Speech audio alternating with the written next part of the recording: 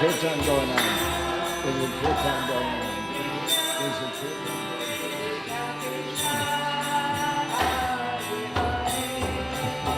Hare Rama, Hare Rama, Rama Rama, Hare Hare, Hare Krishna,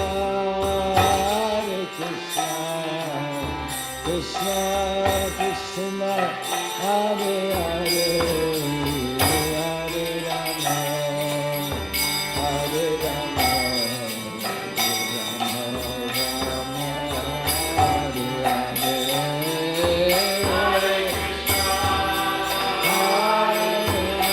Krishna Krishna, Hare Hare, Hare Rama,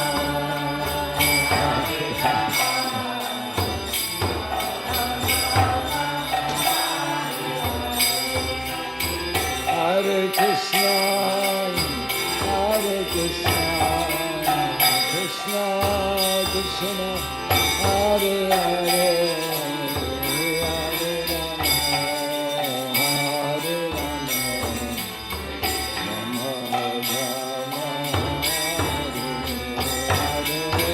Hare.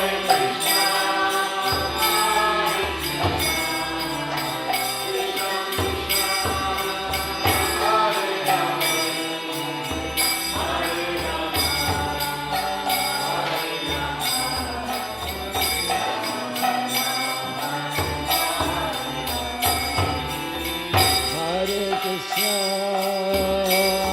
Krishna, Krishna Krishna, Hare Hare, Hare Rama, Hare Rama, Rama Rama,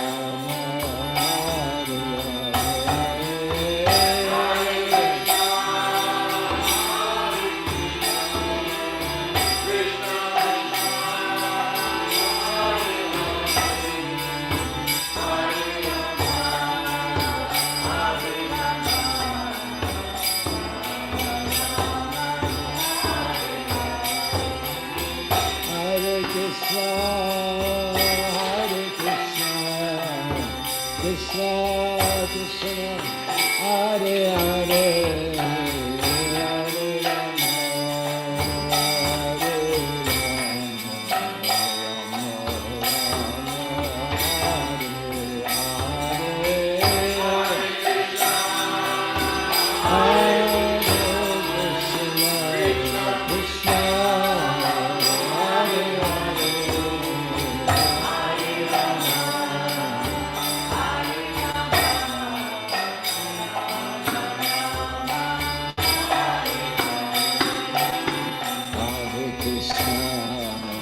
Hare Rama, Krishna Krishna,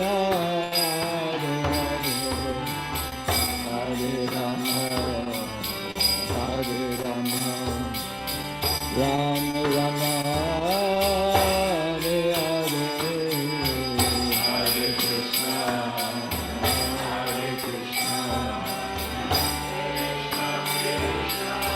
Hare Hare, Hare Rama, Hare Rama,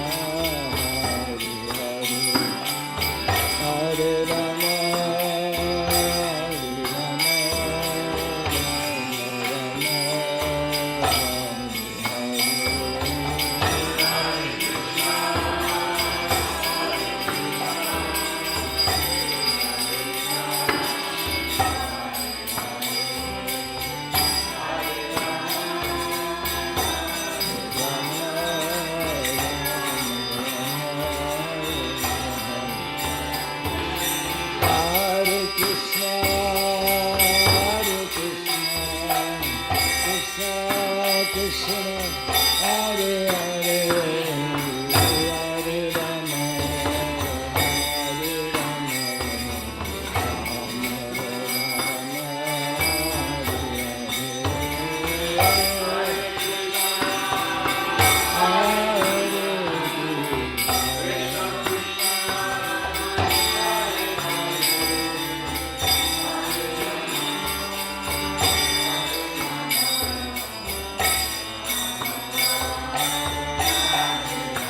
Jaya Prabhupada, Jaya Prabhupada, Prabhupada, Jaya Prabhupada.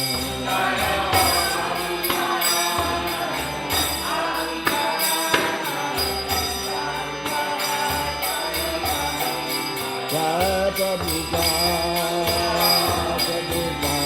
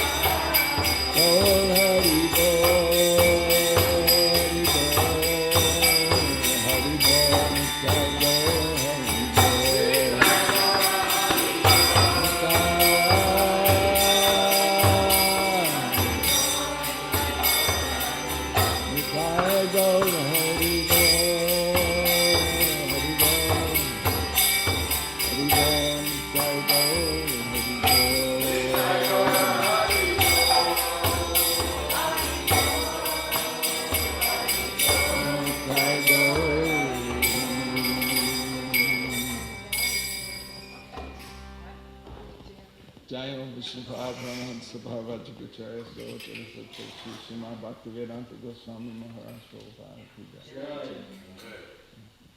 Srila Prabhupada Ki Jai. Srila Bhakti Siddhanta Saraswati Thakur Ki Jai.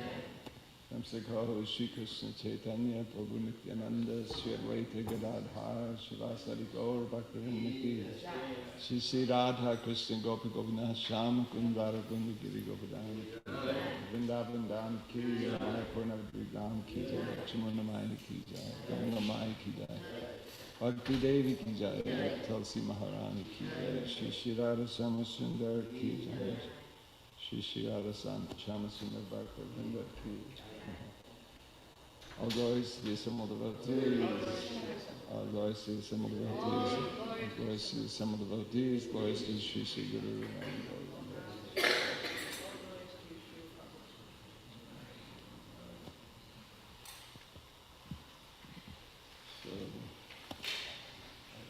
Thank you all for coming, and we have quite a lot of friends and devotees who've joined us online as well, family members. So the curtains are going to be opening again in a few minutes. Pujaris just needed to do some cleanup with the decorations from Gaur Purnima. So we'll be having darshan in just a few minutes. Now we're going to go ahead and sing Jayanilo Prema Dana. So, Damodar, will that be on the screen? Yes. Okay, that'll be on the screen for everyone. Or you can use your phones for KK songs.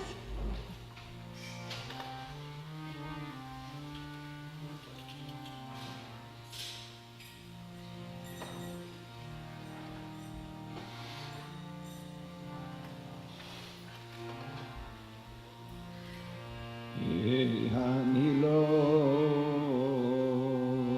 Prema Dana Korana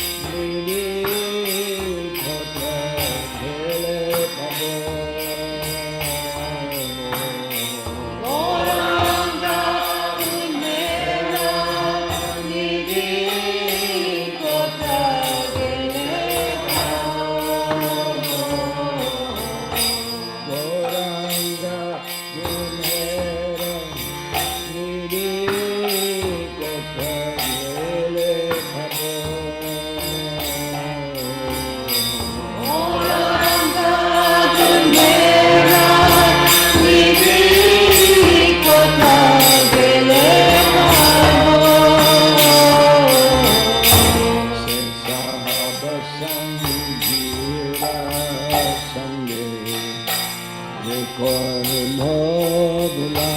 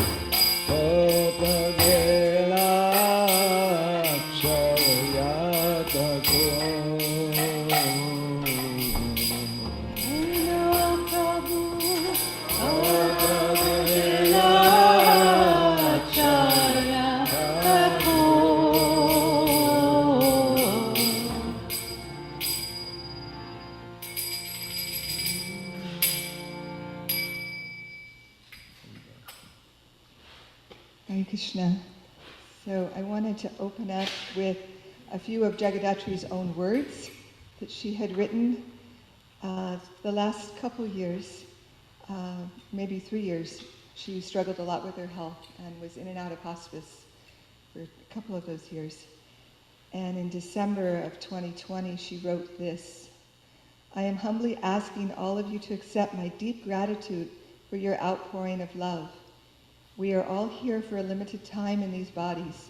I pray to the Lord and his devotees that I may utilize this gift to share his unconditional love.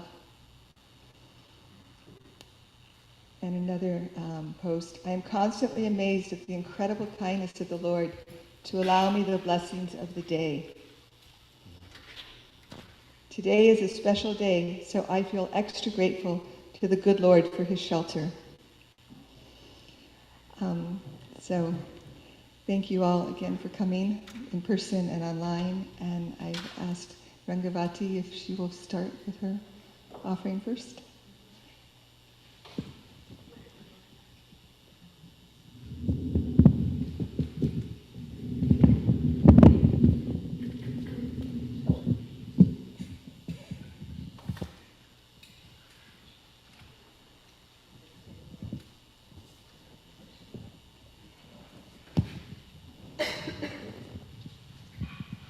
Good? Thank you. Tom? Okay. Imam Vishnu Padaya, Krishna Pastaya Bhutale, Srimati Bhaktivedanta Swami Tiramani, Namaste Saraswati Devi, Gauravani Pachayane, Niraje Shasunyavati Pastita Vishatane, Panchakalpa Tarubhishcha, Kripa Sindhuve Vicha, Patitanam Bhavanebhyo Vaishnavebhyo Namo Namaha. Well, we lose another god sister. I can't exactly remember how I got to California. I met Jagaddhatri. I was in India for quite some time, and I guess it was time for me to leave. So I guess it was Gopal Krishna Maharaj who said I should go to LA and Rameshwar would handle it, so I did. And then I started collecting for Juhu Beach with the temple. And then after that, I was in California for a while, then I started collecting for BV. Do you remember what year BV was there? Something like 77? I wasn't there. 80s, yeah. She was there in the 80s. Yeah. Somewhere between 81 and 83, I guess I was in California. And so Jagadhatri and I became Sankirtan buddies. So we went to all kinds of places. We went up to Bakersfield, which is like 2 hours from Los Angeles. Mostly we were doing stickers, hello, we have to give you a citation, you're too handsome, or, you're too good looking, something like that, And so we had lots of stickers and cars and money bags and book bags. And the thing with Jagadhatri, I recall, she was always super enthusiastic. Was never hesitated to go out on Sankirtan. Didn't matter who, what, where. She was always ready to go. And another really nice thing about her was that she was very compassionate to people. It didn't matter what they looked like, anything exterior. She just wanted to preach to them. So she would always preach to someone. And she would take time. If somebody showed any interest, she would be there with them. We went to places like Bakersfield. Did you go there, Sana? Bakersfield, Barstow, and we did the rodeos. So she had a cowboy boots, a cowboy hat, big beckle ball, And just she's right out there, didn't have any fear, just so many police were chasing us around, and she just going. Just kept on going and filling up her bag and emptying out the other one. And she was just very uncanny and very candid with people. Some 6'5" cowboy with a bigger hat and bigger boots, and she'd be there, yeah. She would talk to him, and she was fearless, really fearless. We did all those rodeos all around, Montana and Wyoming, and then we went to the Hoover Dam, which is just outside Vegas, and maybe about 45 minutes out of there. It's like the biggest dam in the world, actually.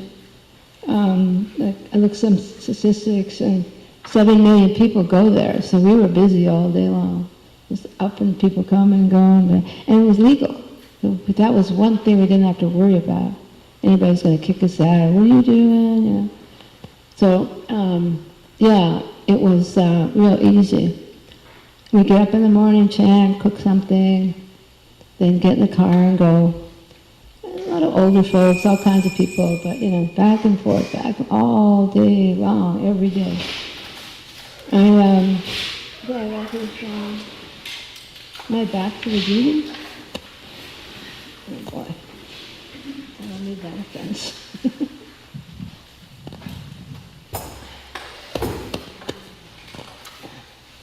Is that okay? Huh? It's okay. But Hari says it's okay. It's okay. Anyway, this dam was built like in the Depression days because Roosevelt wanted to give people employment. So like thousands of people worked there. They lost about 100 lives. So it was a very patriotic place for people to visit. And they did. By the millions. And then we also did Mount Rushmore in the Black Hills of South Dakota. Another millions of people were there, and that was another legal place. So it was kind of a relief for us to be able to do legal places, because I wasn't very good at doing the illegal places. Jagadhatri didn't care. But I was always, no. Yeah, and we found all kinds of places to go to. And we'd spend different nights in hotels, and one night I said, Jagaddhatri, I cannot stay in this hotel. Why not? It's fine. I said, no, it's not fine. I'm not staying here. So I have to leave in the middle of the night. I won't go into why, but yeah, it's not a good place. But she was willing to do just about anything. You know, anything she could do to push on Prabhupada's movement, the mission. She was very mission-orientated at that time. I didn't know Jagaddhatri after that time. I never saw her at all. And she moved to Hawaii and different things, and I was mostly Key West and then here, so I didn't see her at all.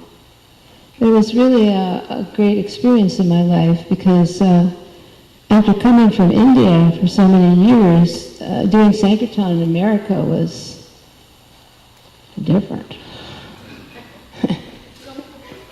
Really different. Nobody knew who we were, what we wanted. And, you know, books were strange. Very different from India, where we'd go out and I had a big truck.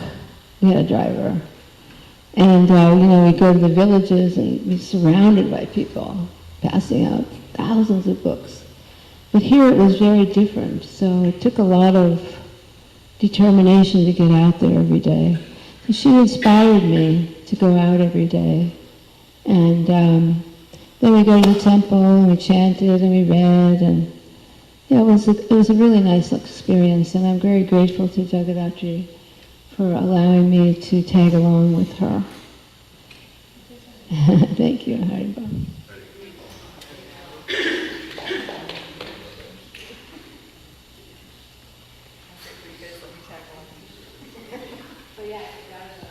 We met Costa Rica in California at that fair. Yeah. Marina Del Rey. Del Mar. Marina Del Mar, yeah. Del Mar. We had a motorhome. Yep. I used to drive the motorhome. Look out. And we used to go in fields, you know, like almond fields. We'd go to this one place that had an almond grove, and we would take the vehicle and just go in there. And some people would come and say, well, what are you all doing here?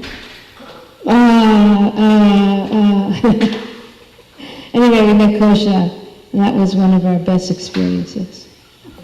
I think we spent about 6 weeks together in the RV distributing books at the Del Mar Fair. I think that was 79. Samapriya, Devi Dasi will be speaking next.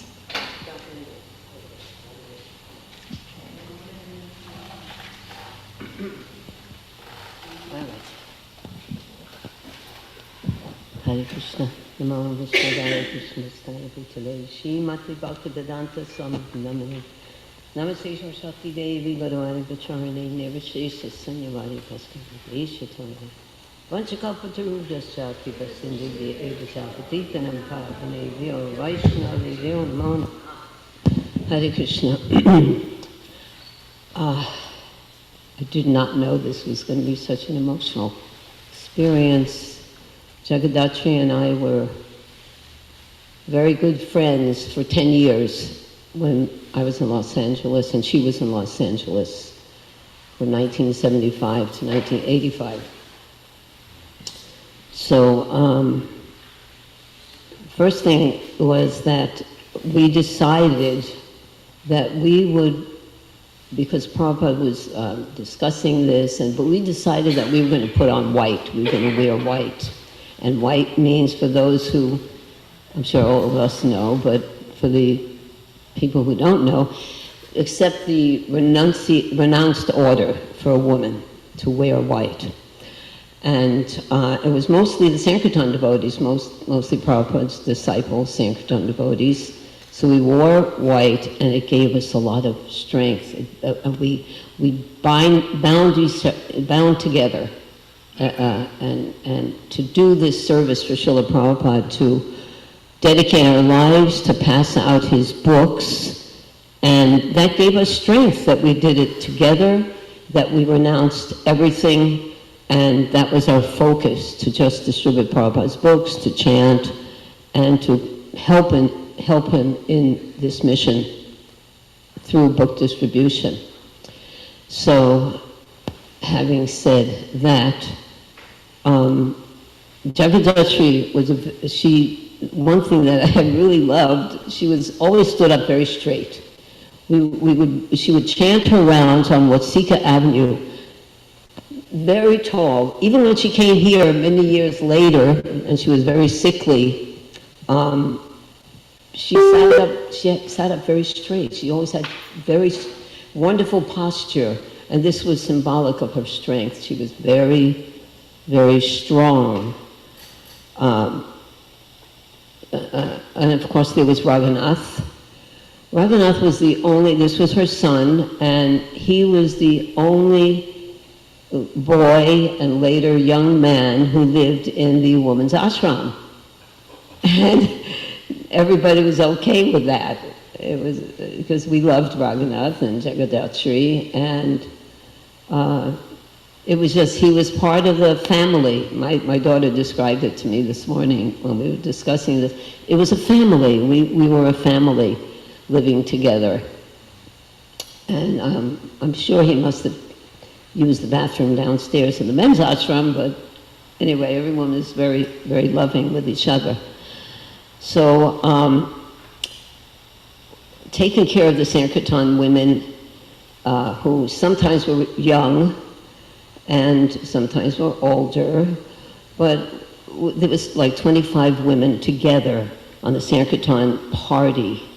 And sometimes women can be a little, let's face it, women can be a little bit tense and get into anxiety and be flawed and bewildered, and most of them wanted to get married. So that was very difficult to handle, 25 women who were frustrated and wanted to help in distributing Prabhupada's books, but this was, and we had to take care of them. Myself and Jagadhatri and some other women we were like a little older, and we were taking care of the women. So it got to me a little bit. It really did, that I wasn't getting such advanced association, because women can get a little bit crazy, and that was a fact. People were not satisfied, so we had to make arrangements, and I was thinking, well, maybe I should get married and then I'll get more advanced association, because I was getting bewildered by this. And of course, by then I was wearing white for 10 years. And I didn't talk to anybody about this. And as I said before, everybody was bound together and wearing white. And Manmohini knows this, she was wearing white, but she was actually the only widow. But we were renounced. We accepted that for Srila Prabhupada, even though most of us were in our 20s and 30s. So one day I decided, and I used to wear a Sankirtan. On Sankirtan at the airport, I would wear a sari. So I went to dress the deities in the morning. I used to dress Dwarkadish, and I wore a Sankirtan sari. And Ram Das, who was the head pujari, said, "What happened? You ran out of saris? Why are you wearing this sari?" And I said, "No, I'm good. I dressed the deities." And then the next day in class, I was sitting in the class, and my dear friend Jagadhatri, she saw me, and she was very angry at me, because she was very angry, because that was breaking the strength. We needed a lot of strength to go out there every single day and face the demons and give the books, and it wasn't easy. So she was extremely angry with me. So at the end of the class, and then she was sitting there, I was sitting there, and everybody knew that I had taken off white and was wearing a different color sari. And she asked the question. And she asked the person who was giving class, "What happens if you know someone who was very strict and very staunch devotee, and you see that person who is absorbed in renunciation suddenly is putting on a different dress, and you really feel this person's in Maya? What do you do?" And I'm like, oh, God. That was Jagaddhatri, you know. So he's thinking, and he answered the question. We were reading about Gajendra and the alligator, and in a purport there, Srila Prabhupada says, if you are not properly situated, if you think you're not properly situated, you should get yourself situated nicely and go on with your service. So there it was. I was saved. God. So, but Jagadhatri was extremely angry with me for years for doing that. Ultimately, she got married, and every one of the Sankirtan devotees, ultimately, we got married, all of us. And some of us it was good, and some of it was bad, but you know.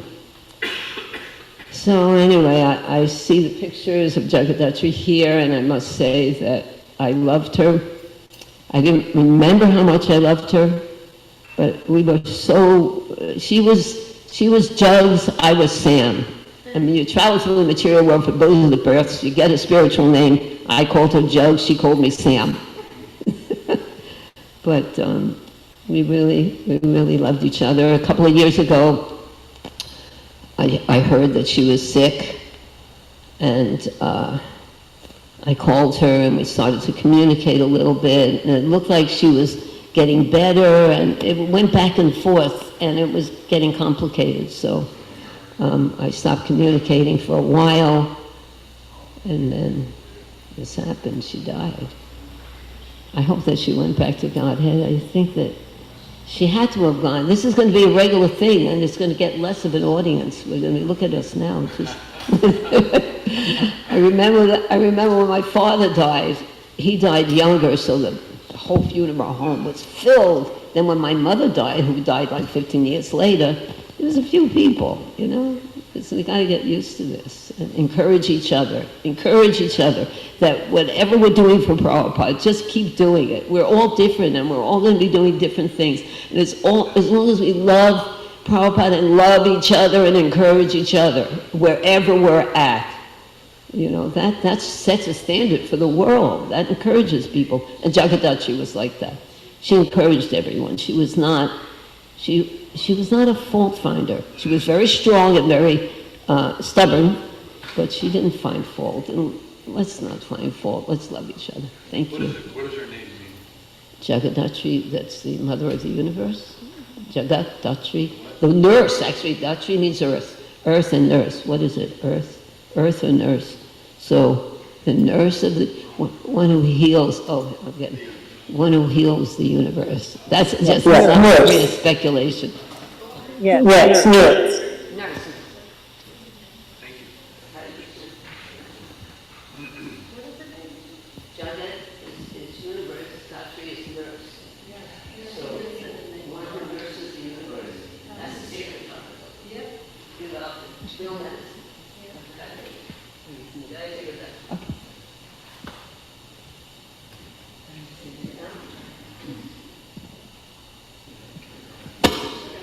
And now we have Manjari, Devi Dasi, and Tosan Krishna Prabhus are going to speak over Zoom.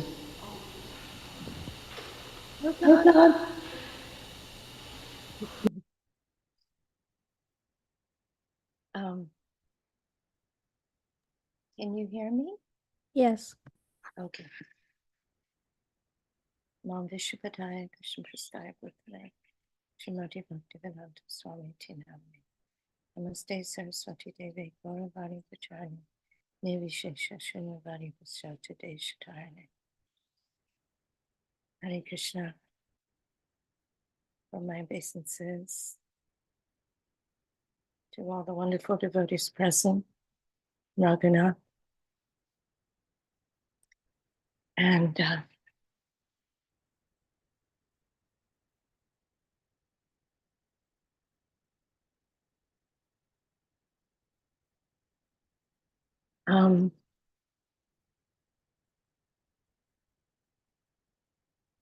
Jagadhatri was one of the, like I guess you say, the founding devotees of the community on the Big Island.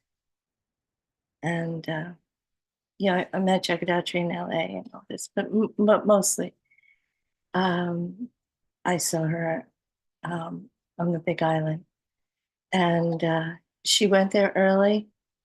I think Mangala was already there, but she bought a house in Hilo, and as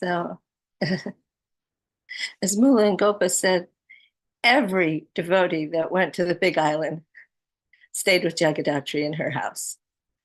Then eventually they got their own property. They went here and there, but they took shelter of Jagadatri, and staying with her for months or more.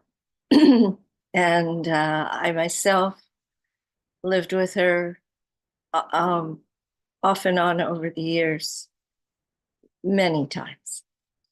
And she was such a shelter, such a friend, and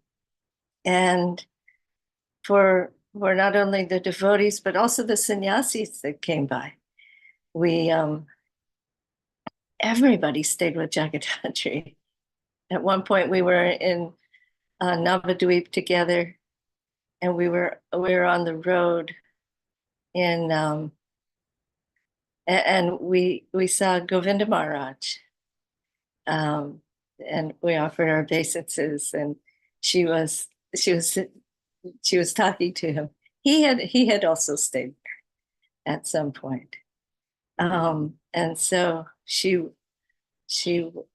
anyway, she extended herself, and she was always so happy for the association of devotees, and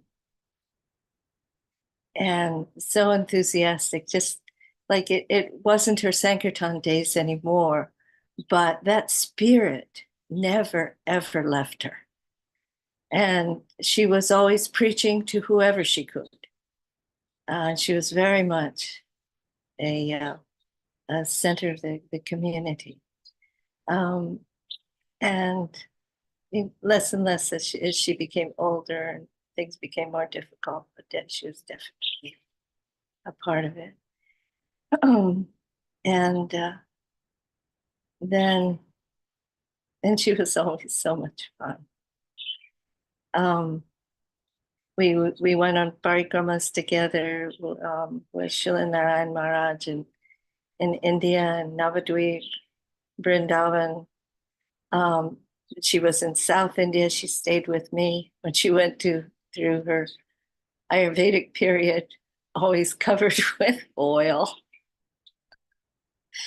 And she was one of the most intelligent women I've ever met. And she was just, how can I say it, so directed in her mind for serving Srila Prabhupada and glorifying him. We would have classes every day in her house. She worshipped her deities very beautifully. She was gifted in being able to sew. She had that artistry, and she would. Mula had guy when Mula was staying there. They were a great pair, and she had. They had begun these Srimad Bhagavatam classes, and she continued it every day. Even if there was nobody in the house that was coming, she would be there with her Srimad Bhagavatam. And it's she told me stories of her youth. I think Baba Trini will probably be able to tell you better. And or Raghu. She told me once that she was tested with this Mensa, I think it's called, anyway, she was in the genius range, and she was just at that time she was working, and she was a very sharp businesswoman. And but she definitely was dynamic and intelligent, totally devoted to Prabhupada. So now Tosan will say something. Tosan Krishna Prabhu. You can just.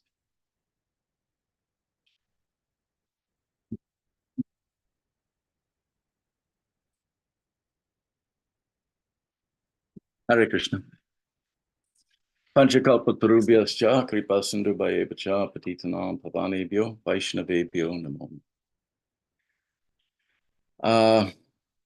So my first meeting with Jagadhatri resulted as many meetings with devotees as a result of my being married to Sunita. I mean, I think maybe 75% of ISKCON knew me as the husband of Sunita. So when I went down to Houston, soon after Srila Prabhupada left this planet, Sunita was very seriously engaged in collecting money for the Samadhi, the Gurukul in Vrindavan. And I went down to visit her. I was doing some traveling business. We came through Houston, and there was Jagadhatri, her buddy. They were such buddies. And I don't know, is Bhakti here in Brahmatirtha? Are they on board? Okay. Well, I think they were staying at their house, and they adored little Kirtan, their son. And that's how I got to meet them. And Jagadhatri was full of enthusiasm. And you could see why Sunita wanted to associate with her in collecting. Well, some years later, in Vrindavan itself, Jagadhatri visited us. And it was really nice to see that she would come all the way to Vrindavan, be enthusiastic. She had been some trials in her personal life. She remained very steadfast and very enlivened. Then I saw her again when we established the charter school in Alachua, and she came and visited, and she wanted to know all about it and toured it. And she was just great, upbeat association, as anybody who knows her knows that. Well, then sometime later, I came out to the Big Island, and she had her Airbnb there. Well, actually, prior to that, we got a notice in the mail from her that Raghu had been attacked, and there had been a big, horrible incident. And I had contacted her, but then when I came out, it was still going on for some reason or other, the court case. So when I visited her in Hilo, we went to court together. She wanted the process was still undergoing its various steps. You see how I don't know when the incident took place, but it was like over 10 years, I think. And then one day I said to her, you're letting me stay at your Airbnb. I want to give you some money. She says, no. But I want you to, you can. I said, well, I want to do something for you. He said, well, you can get me something for my deities. So I said, what is that? Well, long-term stuff like dried fruits and nuts and who knows what else, seeds and maybe chocolate covered this or that.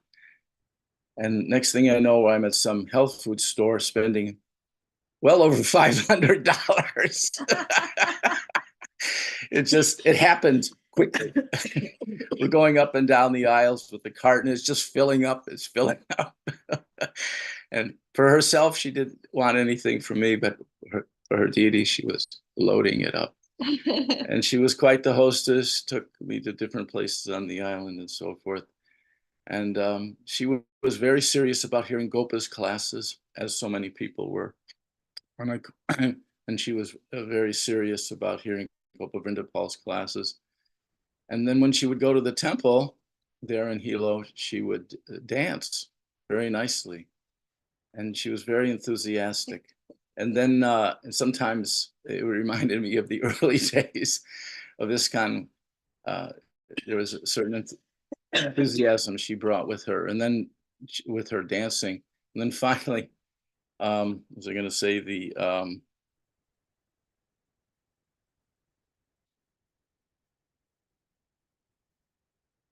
oh, I guess I'm forgetting the last memory of my dealings with her, but she was a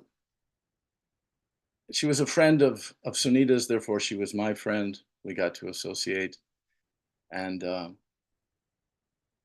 we it was kind of like family. We felt that feeling. So Jagadhatri's leaving has a personal effect on many people, including myself. Thank you. You know, Kosha, there, I don't know, is Radna Rupini here? Or maybe Raghu can speak. There are those who know better than I, how she arranged that her Sankirtan, everything she collected on Sankirtan, go directly to Srila Prabhupada. And Srila We'll be Prabhupada. sharing, Babatrini will be sharing that. Okay. And also how she sneakily would deliver things to Srila Prabhupada. And she would always tell these stories. They're so wonderful. And, you know, these are wonderful things. And then there's something else that Tosan mentioned that I forgot. That when Raghu was attacked by Vasudam, it was so horrible. We were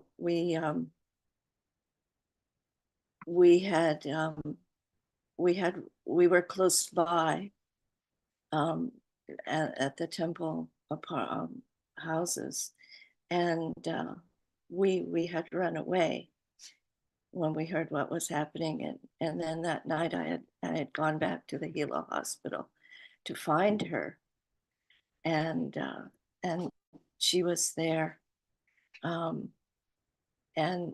she grabbed me and she said, "You have to see Raghu." She said, he saved my life.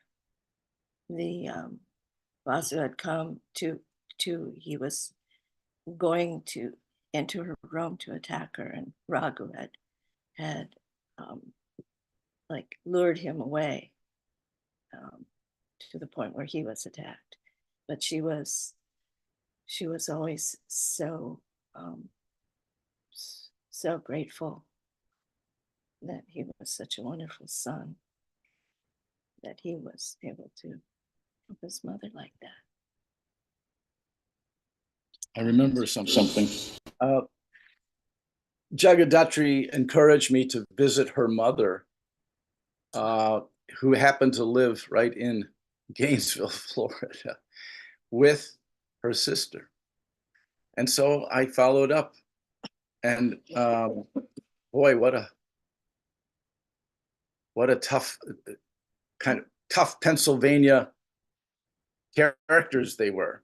Very enthusiastic. Someone mentioned that Jagadhatri was a little bit stubborn. I don't know how to properly phrase that, because she believed in what she believed. So did her mother, and so did her sister. And they told me, I can't remember now, but they told me a lot of pretty funny stories of when she was a kid, and they admired her. They admired what she was doing, and they were very actually they wanted to come to the temple, so I invited them, and her mother came. Okay. Thank you, Manjari, and thank you, Tosha and Krishna Prabhu. We have next Karnamrita Devi Dasi is going to speak.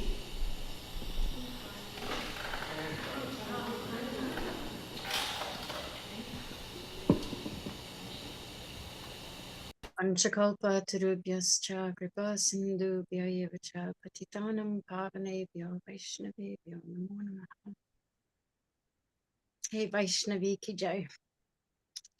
I can you hear me? I can't see anyone except myself. Yes.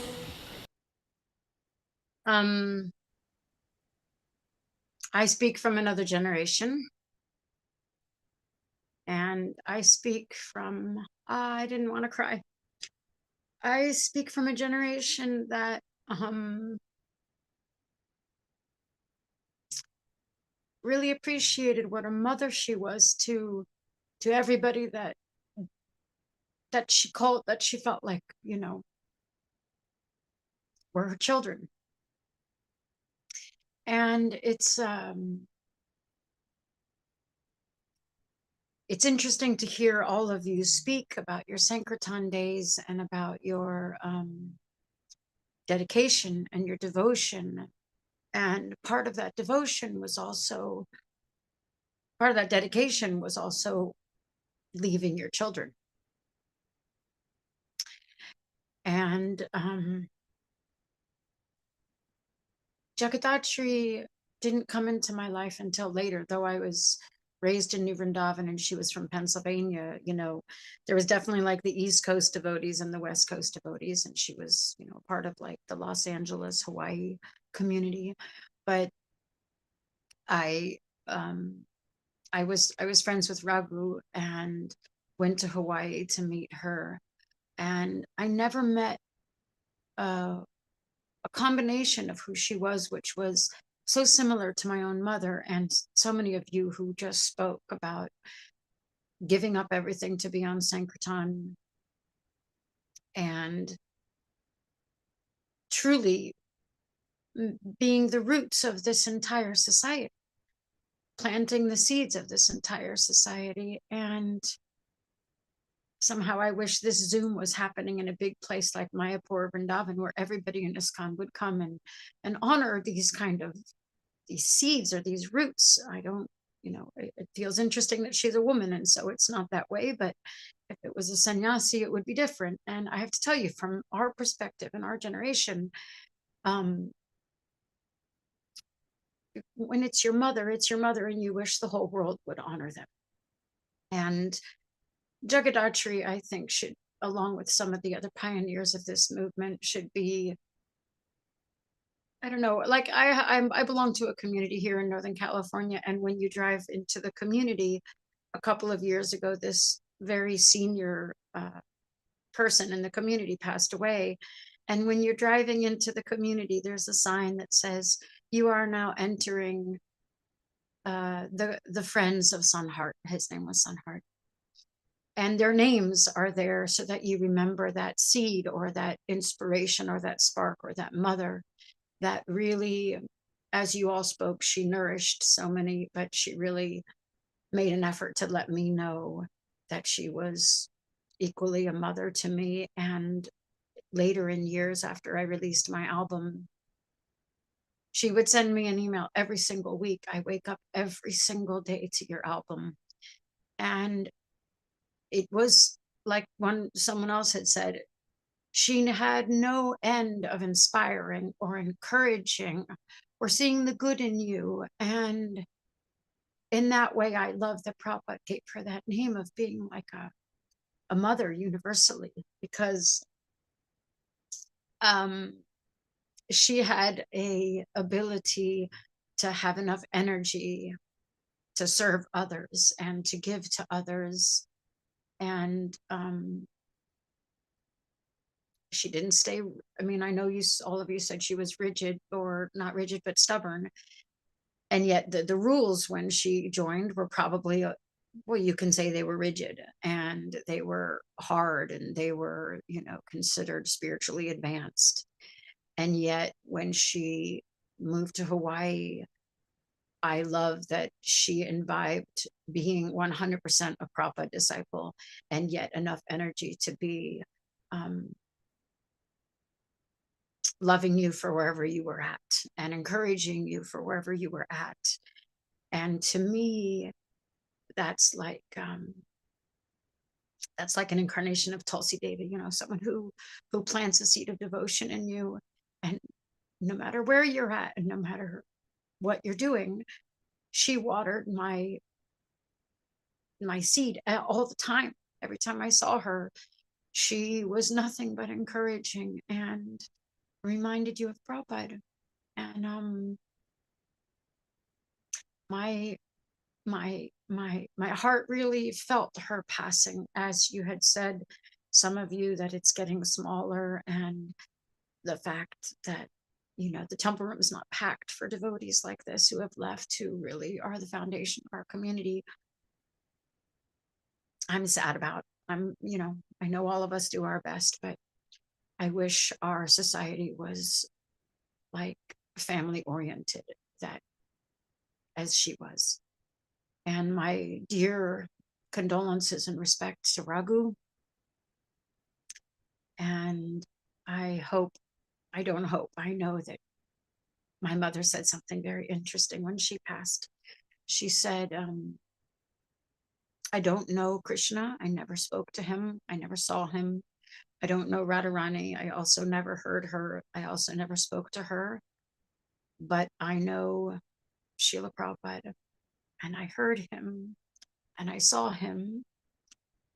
And her last desire before she left was not to go back to Krishna Loka, but was to go back and join Prabhupada in his Leela of beginning somewhere else, the seed of planting devotees.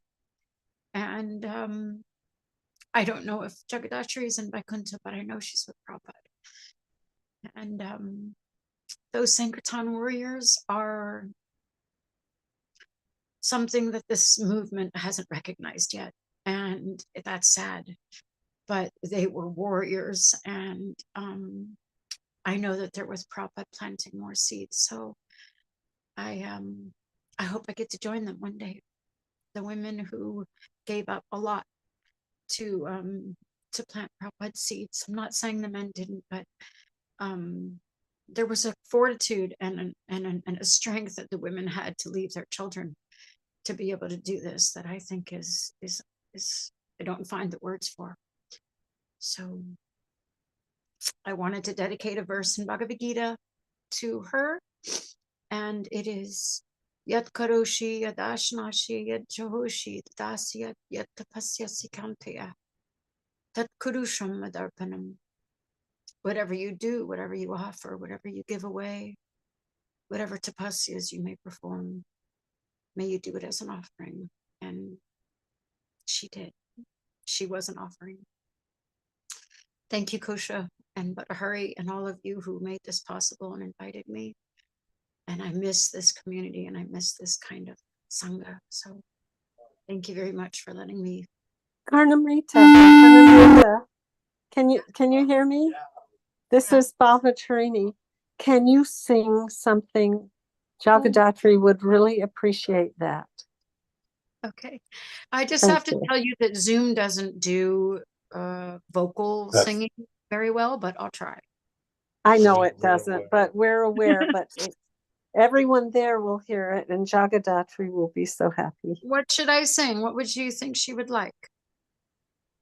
Oh. Prayers of Queen Kunti. That's what I was thinking too. Yeah. Prayers of Queen Kunti. Ah, how beautiful. Thank you. And it's your mother too. Yeah, I know.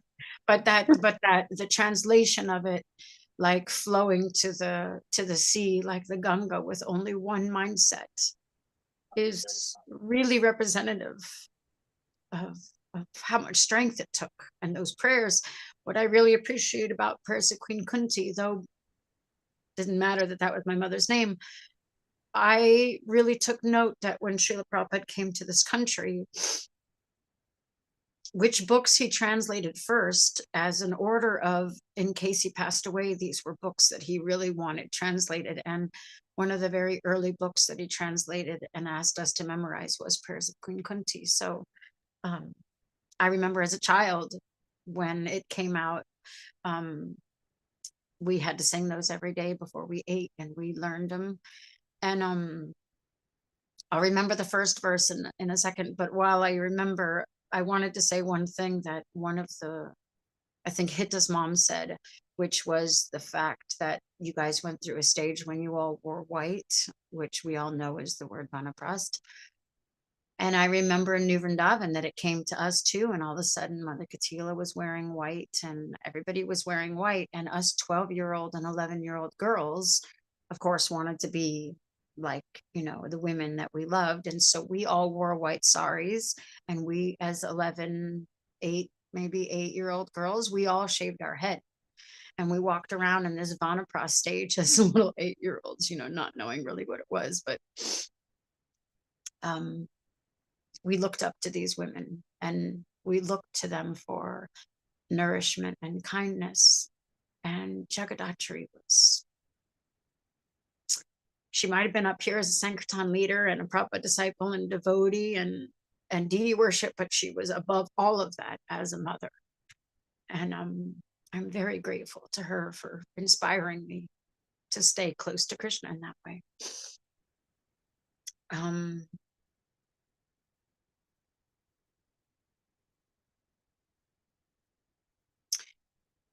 Krishnaya Vasudevaya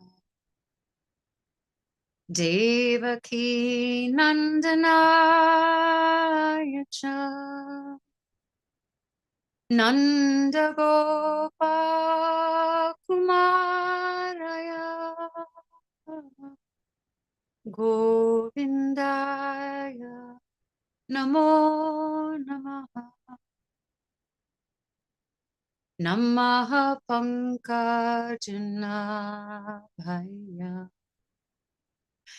Namaha Pankajamati Namaha Pankajanetraya Namaste Pankajam Gray.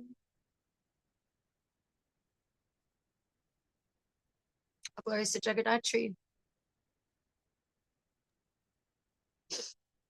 Thank you so much, Karnamrita. You've brought tears to a lot of our eyes.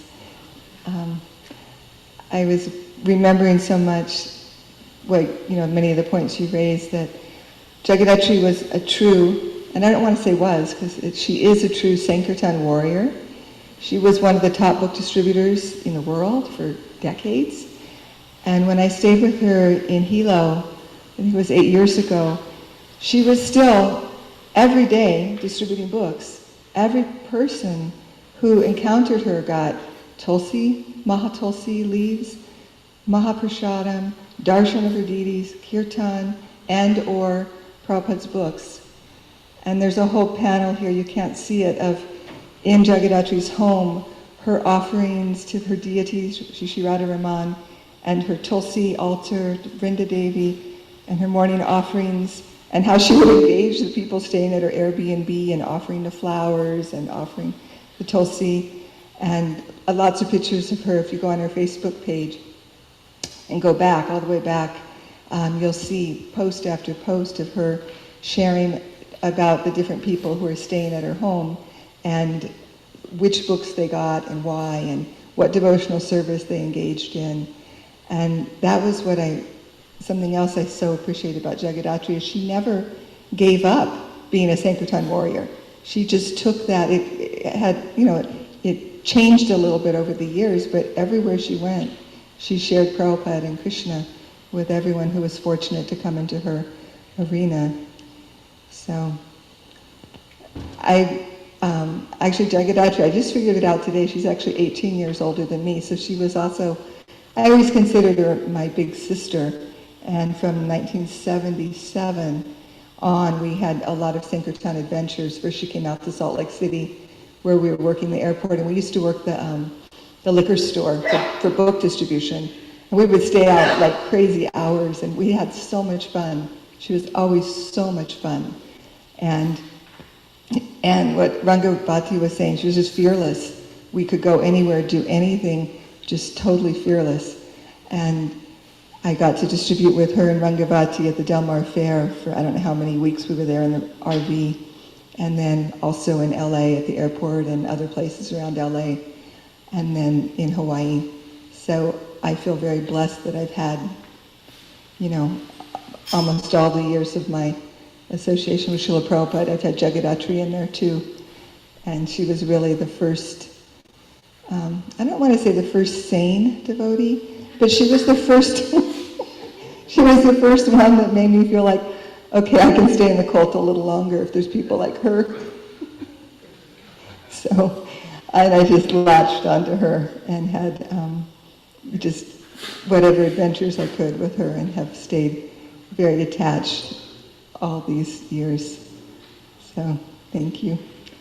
Sukada, we would like to ask you to read Chandrika in the Big Island. She wasn't able to come on Zoom today, but she wrote a nice offering, and she was actually probably the last god sister to be with Jagadhatri. She was there the day before she left this world. And anything that you'd like to share too, please. Om Vishnu Padaya Krishna Prastaya Buddhave Srimati Bhaktivedanta Swami Iti Namane Namaste Saraswati Devi Gauravani Pacharani Nirvisesha Sinivadi Paskacha Deshatari. So this is from Chandrika Devi Dasi. I offer my respectful obeisances to Srila Prabhupada and to all the devotees gathered today for the memorial of my god sister and friend Jagaddhatri Devi Dasi. Over 20 years ago, I moved to the Big Island of Hawaii. At that time, devotees encouraged me to ask Jagadhatri if I could stay in her home until I found a home. Although we were just acquaintances, Jagadhatri welcomed me, gave me her mother's bedroom adjacent to her own, and considered me part of her family. Many devotees stayed with Jagadhatri before me and after me.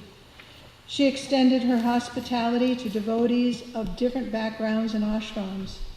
She was broad-minded, inclusive, and non-judgmental.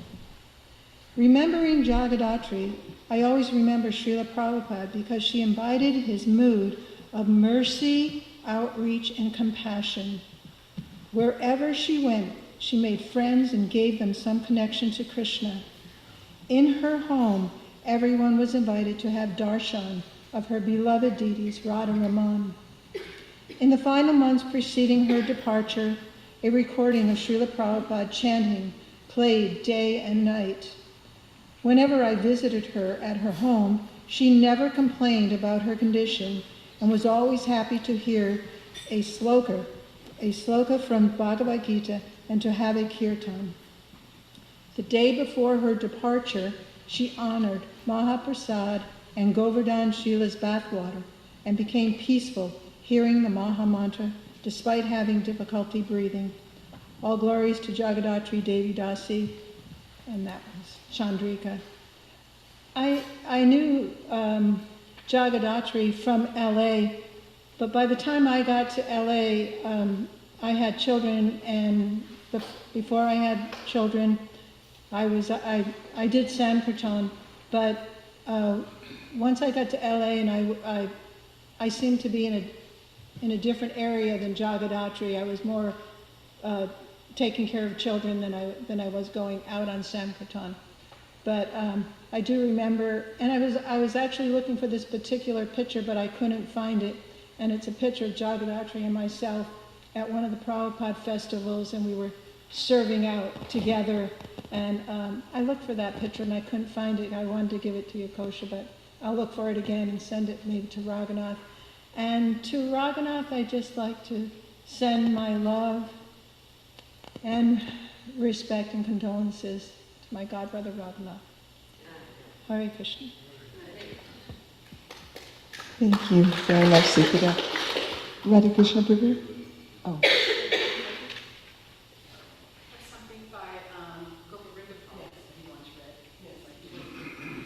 Manmohini Devi Dasi is going to read an offering from Gopavrindapal Prabhu. Just read it quickly, and it's very nice. Well, Hare Krishna, everybody. I knew Jagadhatri, but not that well, not enough to speak. We had no pastimes. We just happened to be at the same place at the same time. But I never went out with her or anything like that. So I'll read this letter from Gopa Vrindapal Das. I think it was 1972 when Jagadhatri and Raghu arrived in LA by taxi. Somehow I was appointed to welcome them and help them get oriented. From that point on, I watched them grow in Krishna consciousness and dedication to Srila Prabhupada. I've been happy to call them friends ever since. But here, I want to describe something that happened much later. In 2001, Jagadhatri convinced Mula Prakriti that the big island of Hawaii should be our home. She knew exactly how to coax Mula. Oh, there are so many devotees here. They live all over the island, from up on the Hamakua coast down to South Point, and they're all anxious for someone to set up a central place to gather. That was all Mula needed to hear, and we were packing for the move. As we arrived, Jagadhatri had us stay at her home and kept us happy as we prepared a temple/gathering center on a property close by. The transition from mainland to island living was seamless for us due to our chief hospitality expert, Jagaddhatri Devi Dasi. Naturally, I appreciated Jagadhatri's goodwill, but gradually I realized that it was more than that. In fact, she had offered the same helping hand to so many devotees who migrated here before us, and she continued as the island guest house mata for those who came later. In time, I saw that her open door was more like a revolving miracle. In fact, her kindness has created the landing space for practically the whole community of devotees who now call the Big Island home. I want to mention that Jagadhatri remained tenacious to attend devotional programs even as her declining health made it nearly impossible to walk. By this time, we had constructed a newer temple many miles away, but she still insisted on coming, propped up by Raghu as she wobbled through the crowd to the beat of the kirtan, hugging all the devotees. Even later, wheelchair-bound and not really able to move at all, she continued to show up, somehow bobbing her frail body to the holy name as best she could. These couple examples may give those who never met Jagadhatri a small sense of who she was, but it is, of course, only a slice of her contribution to the world of devotees. Others will tell more and better stories. She and her service to Srila Prabhupada and his followers will remain legendary. Thank you, and Hare Krishna. Gopa Vrindapal. That's very sweet, very sweet. And I also send my condolences to Raghu and the rest of her family, and I'm sure she'll go back to Srila Prabhupada's lotus feet. Thank you. Hare Krishna. Thank you, Manmohini. Next, Swami Ashram will speak.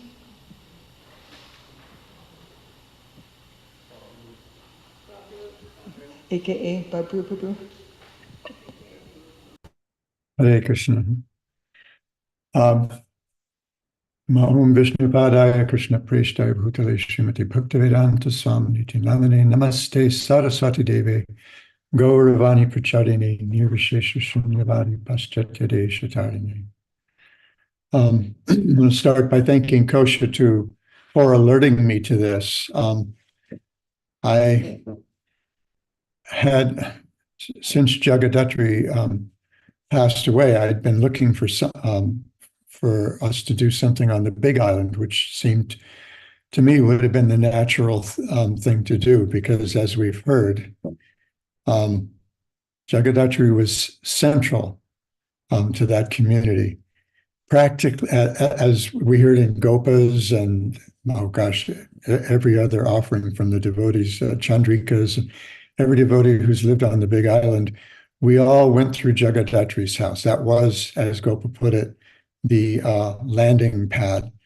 When I was hired back at Hawaii Community College, got a tenure track position at Hawaii Community College back in 2000, I knew Jagadhatri. I knew who she was. We'd been in touch. I knew Raghu better than I knew her. When they came to LA, I think in '73, because by that time I had already married. And when they showed up there, you didn't miss them. You certainly didn't miss Raghu. And as small and physically unimposing as Jagadhatri was, her spirit was really big, and you didn't miss her either. And we got to know each other by correspondence, I guess, over the years, mostly. And Raghu and I had spent time together here and there over the years.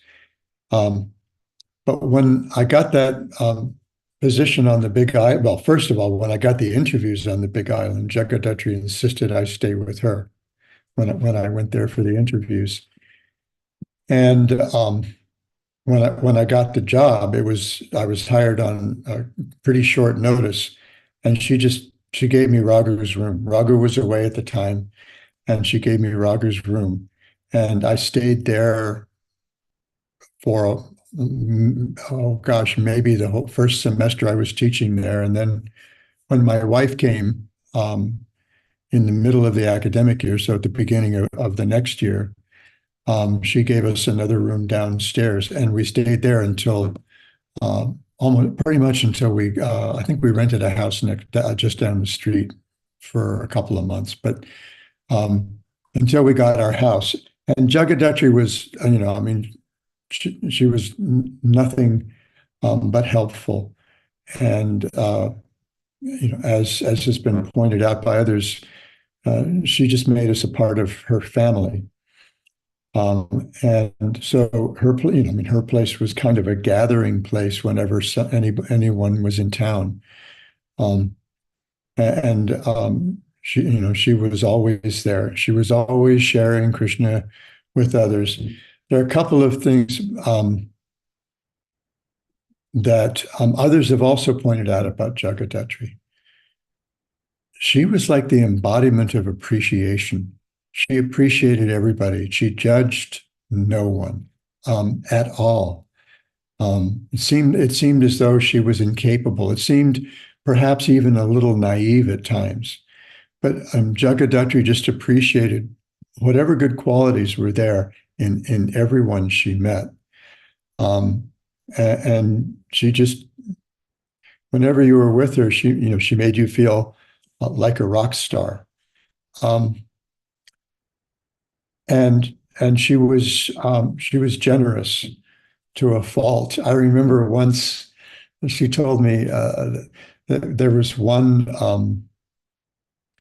big name sannyasi who was visiting Honolulu, and someone with a lot of disciples, and he wanted to come to Hilo. And of course, Jagadhatri invited him to stay at her place. But at the time she was working, and she was working a lot. And he asked who was going to cook for him. And Jagadhatri said, there's fruit in the kitchen, there's avocados, there's bread in the refrigerator, there's cheese, there's Vegenaise, there's whatever, yogurt, whatever you want, it's there. You just have to fix it yourself. And he didn't show. But she was ready to, she just opened her house to him, as she did to everybody. And one of the first things she did when I moved there was she showed me this property around. It was about a 1 acre property around the corner, and on the other side of Waianaku Avenue, and insisted that I buy it. The place was beyond fixer-upper. It was only it was the kind of thing that only Gopa Vrindapal could handle. I also couldn't finance it because no one would have given me a loan. But she really pressed me to give it serious consideration, because she wanted devotees close by. She wanted to see that place become a center for the Vaishnavas, as it did for many, many years. And then she introduced us to her mom. Whenever her mom would come visit, it was just such a treat. that same energy. I mean, we know. So who was it that commented on meeting Jagadhatri's mom and meeting her sister? That's just probably how the family runs. It runs on that kind of same high octane energy, and I remember that even when Mary couldn't walk very well, she would go out for that walk every day, even if it was with her walker. She would go out for her walk, go to church, and she had this routine that she had. Plus, she was just she was Jagadhatri's mom, and even though Jagadhatri was only like 4 years older than I, she was like a combination big sister and mom. I think to both of us. I think we both felt the same way. And but the biggest impression that Jagadhatri left on my heart was that apparent just complete inability to find any fault in anyone. She would just always, whoever we were talking about, she would tell you what a great person she thought they were, what a great devotee that she thought they were, what a sweet person. Everybody was sweet to Jagadhatri. And that is because Jagadhatri was just plain sweet.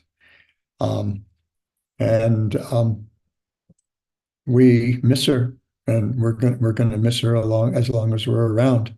She was a constant reminder of Srila Prabhupada's mercy by her sharing that mercy with whoever she was around. Just a joy. And I feel for Raghu. I feel for the whole community of devotees. And Karnamrita's remarks about how limited, I guess, this gathering may seem to be, really struck me. Because, I mean, Jagadhatri was one of those Sankirtan warriors. I mean, she would tell you stories about, like being on buses with Tripurari Maharaj or whoever. And the sacrifice that she made in order to do that, sending her son away,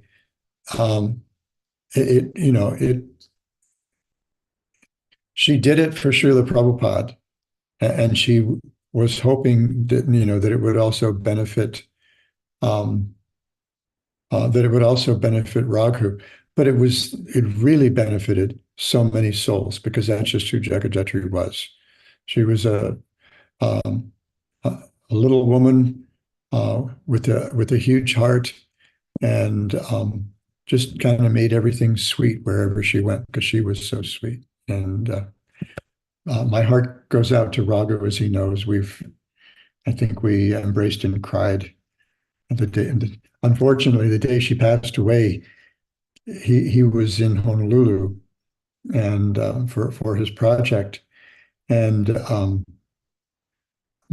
have my own experience that informs me how hard that must have hit him. We sat and cried together and hugged it for a while. And so my heart goes out to Raghu, but also to the whole community of devotees. And when I went to the Big Island, I visited the Big Island last summer, and there was just no way in the world I was not going to visit Jagadhatri. And I think we spent 45 minutes or 50 minutes, maybe pushing an hour together, just hanging out. Jagadhatri, Raghu, and half the residents of her house, and Radhanurupeni and me. And it was, I feel very grateful that I had that one last opportunity to spend a little time with my big sister. Thank you. Hare Krishna. Thank you very much, Maharaj. I appreciate you making the time to come on and to share your heart and your remembrances. Is Bavatrini ready now? Yes, next we have Baba Tarini, Devi Dasi, lifelong friend with Jagaddhatri. Okay. Did it unmute? Yeah, you are unmute. Okay, you muted yourself. Can you unmute? We cannot hear you? Oh, okay, it's unmuted now. So, yeah, I'm here with my son Vrindavan Das, but he's on a long, you're on talking to Sobia? Yeah, it's my turn. Yeah, I wanted Vrindavan to speak, and my husband is very ill, but he'd like to say something without being seen, but okay. So, okay. Okay, so okay, so I'm also I don't know, can you play the guitar, Nuri? No. Okay, I will sing a song for her because she always wanted me to sing or play the guitar. I maybe someone can tell me how to get the original sound or turn off the noise suppression before I start. Okay. So I'm waiting for my son. He's on a long distance phone call, so I can begin. I met Jagaddhatri in Los Angeles. I think it was 73. And she had Raghunath with her. And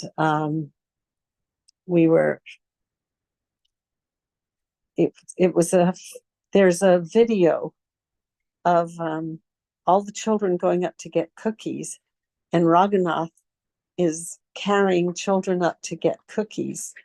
And that day, Nipana, two of my children were at Gurukula, I think. I'm not sure. If not, Kunti's not in the picture, but I was there, and Prabhupada was giving cookies out, and I took Nipana up to get a cookie, and he wouldn't give her one.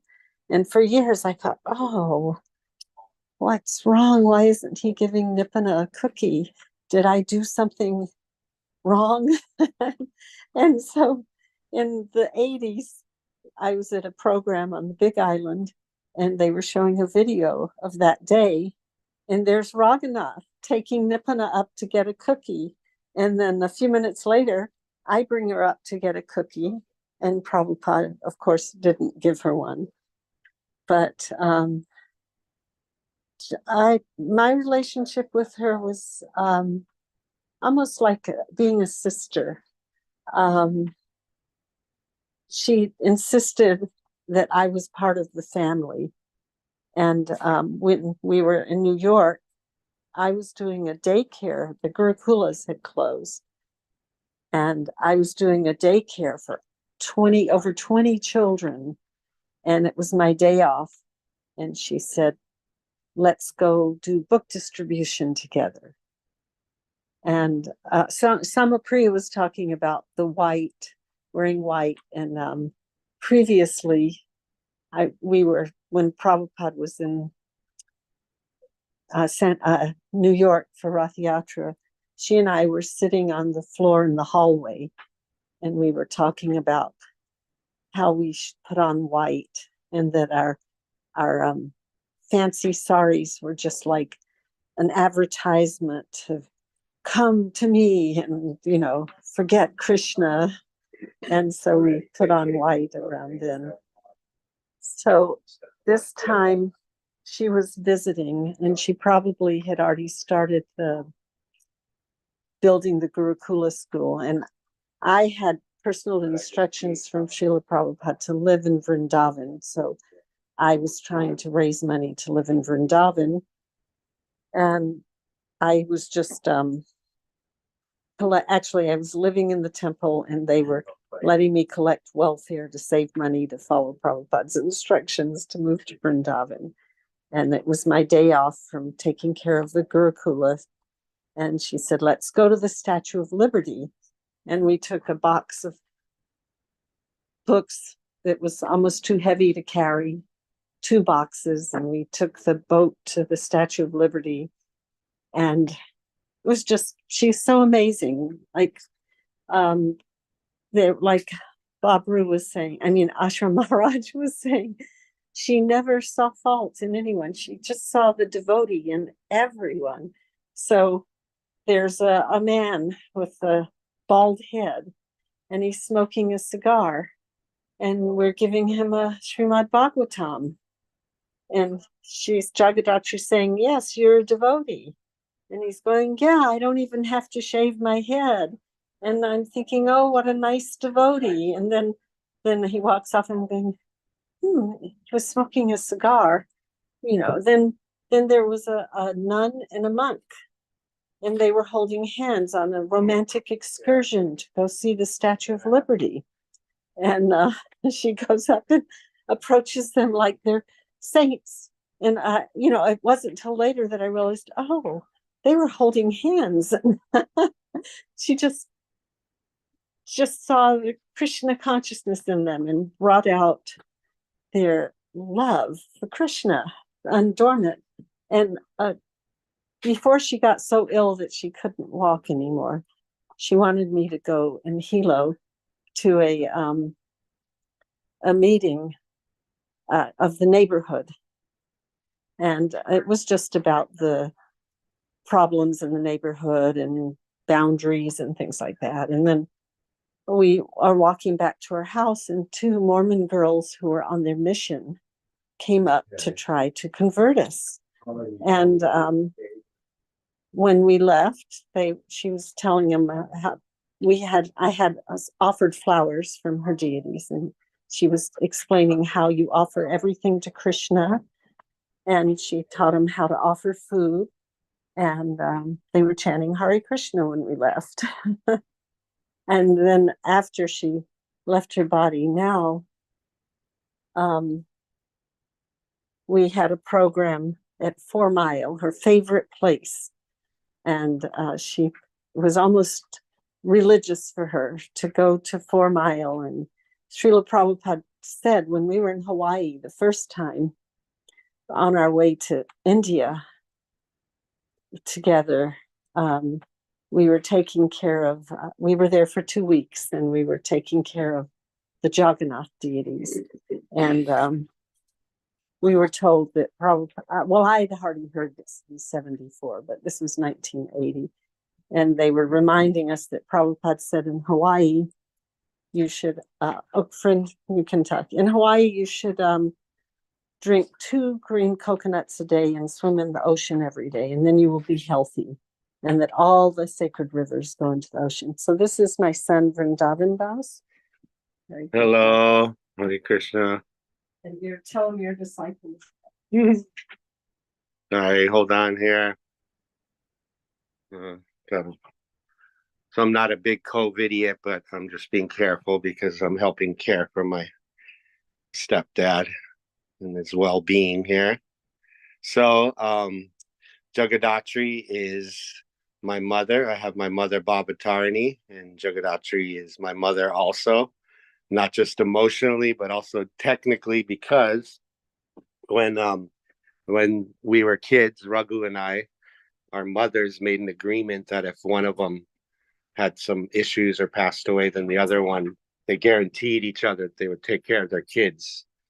And so luckily I was legally done. So I had 2 parents, 2 mothers for all these years up until a month ago. And my relationship with Jagadhatri was always warm and supportive, friendly in both sides. And it was always like a wise elderly, even when she was young, because I was a kid, but the wise elder counselor. And she always gave me really good advice. And she was always encouraging. But something I noticed was that, I don't know, just because of our relationship, she was always, there was always that sense that I was in the presence of someone worthy of my respect, who I needed to take seriously. Even if I was younger, I'd rather be running out, chasing after Raghu. But Jagadhatri is giving us some advice, some lessons here. So even from childhood, I had that relationship, and it continued up until the very end. And towards the final days, it was more just loving and hugging and stuff. But there was always that guru energy, is what it was, for me at least, around Jagadhatri. You know, kind of similar like Pishima, Prabhupada's sister. So she was always real encouraging to me and friendly. And then on a personal note, you know, we have all our different relationship issues and marriages. And in my current marriage, I'm very happy with, but a lot of people didn't understand for various reasons. But Jagadhatri immediately became best friends with her and encouraged her. And they developed a really warm bond. And for my wife, who's not from America or used to our culture, it was real welcoming. And it actually had a real positive impact in our relationship for her to see someone who was non-judgmental and instantly loving and supportive to her. So Jagadhatri is a great example also in the bigger picture level of someone, you know, like all of your generation, my mom and probably a lot of devotees listening here, who at the height of their youth and their lifetimes, when most people are pursuing that material goals of success, you took all that energy and directly gave it to Srila Prabhupada and Lord Chaitanya's movement, and helped touch the lives of millions, if not billions of people with your efforts and sacrificing that high point of your lives, your youth, your beauty, all of that for this incredible mission. And it's a lot more successful than what some people seem to think. And because it's transcendental, it's like percolating throughout the universe. It's like all those quotes from the scriptures where they talk about when Lord Chaitanya and associates were dancing, the holy names resounded throughout the universe. And so I feel all the preaching activities and things that Jagadhatri's generation and Jagadhatri personally, and my mom and a lot of the devotees that her friends and associates did, is reverberating and will continue to reverberate throughout Kali Yuga. And we can't underestimate that. So at first I was sad when she passed away and it didn't seem to register much. I'm not on social media. Maybe it did from what I saw. It just was like, oh, well, someone else left. So I'm really happy to, after I went to the memorial on the Big Island, and then now this memorial, it's real honor and touching to me on the personal level to see everyone remembering her, congratulating her on her great mission of life and her success in that mission. And I'm also honored to say thank you, Mother Jagadhatri. I love you.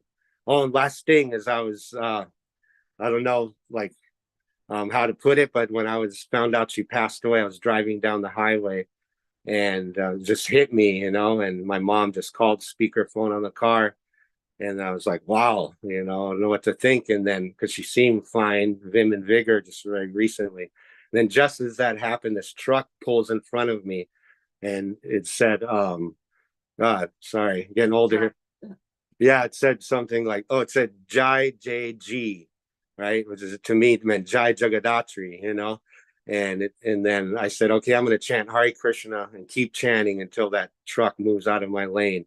And it just stayed there the whole 20 minutes on the highway. So I just did this really nice kirtan for Jagadhatri. And it might sound speculative or sentimentalist, but why it could have been any other vehicle that could have said anything, right? But why, I'm not exaggerating it. No, it said JGJ, like Jagadhatri ki Jai. This is what I took it to mean. So it was a mystical moment for me. And she's loved. We all love her. And we all learn from her example. Jai, Hare Krishna. Jai. So, Jagadhatri, after I went to the Statue of Liberty, they closed the school down that I had. And I was full-time Sankirtan. And then I did make it to India, and Jagadhatri went with me. It was the first time I ever went to India, 76. We left before the Christmas marathon was over, I think. But oh no, it was no, we went the first time. Yeah, I don't know how Jagadatri ended up going with me, but maybe I have my memories mixed up. But we entered Vrindavan. Babatunde, I'm sorry to Yes. interrupt you, sweetheart. We only have 10 minutes left and we need to invite Raghunath to speak. All right. I'm so Okay. sorry, but to sing also. So if it's all right with you, we'll have Raghunath speak and then perhaps you can sing after that while we're... Okay. Oh, Oh, that's all that's right. all right. Okay. Jagaddhatri, we love you. Let me turn on. Prabhu, thank you, Babatunde. We really, really appreciate you sharing your hearts. And we want to make sure that Raghunath has some time to speak. Thank you, Raghunath, for being here.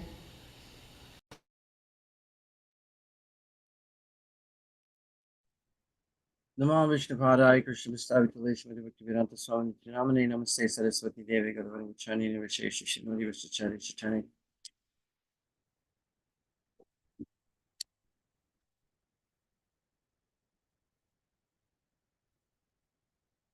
Interesting to try to encapsulate almost a century, and especially of the generation that Mata represented. They covered more eras of human history than probably most any other humans in human history. And that was certainly multiplied by the devotees that really represented the spearhead of that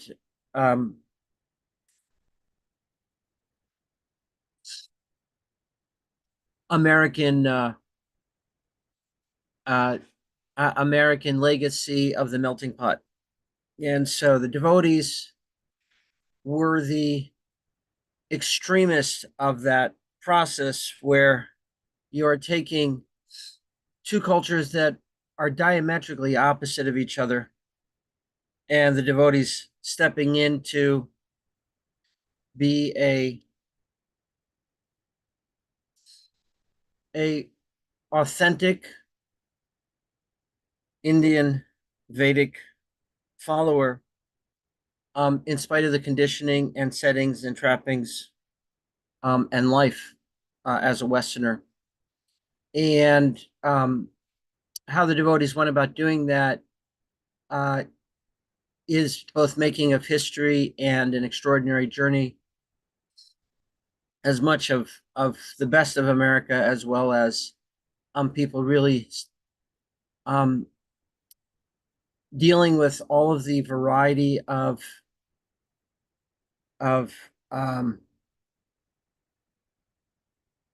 conflicts of trying to be a sadhu with American background and trappings.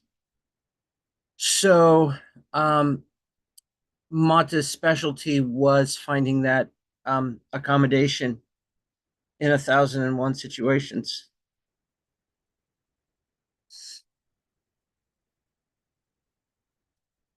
For a number of the devotees, and that was what was so reassuring to so many of them, or not reassuring, so helpful for them to move forward as devotees, which is the reason why a number of devotees have stepped forward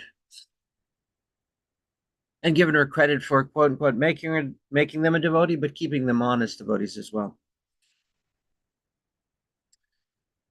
I remember in Vrindavan, Prabhupada passed away, and there was a day of homages from people from around the world and all over Vrindavan and India. One that really I remember vividly was from Kirtanananda. And he said, Guru is one who teaches us how to live, but almost more importantly, one who teaches us how to die. So these memorials are a tail end, to that process that we're all on. as devotees and mortals in this world.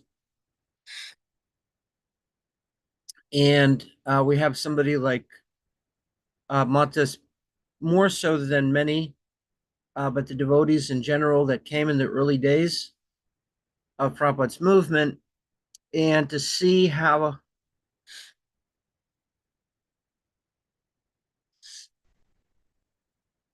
those little snowballs of dedication, of action, of projects, of interpersonal development, of their own spiritual evolution, how they've played out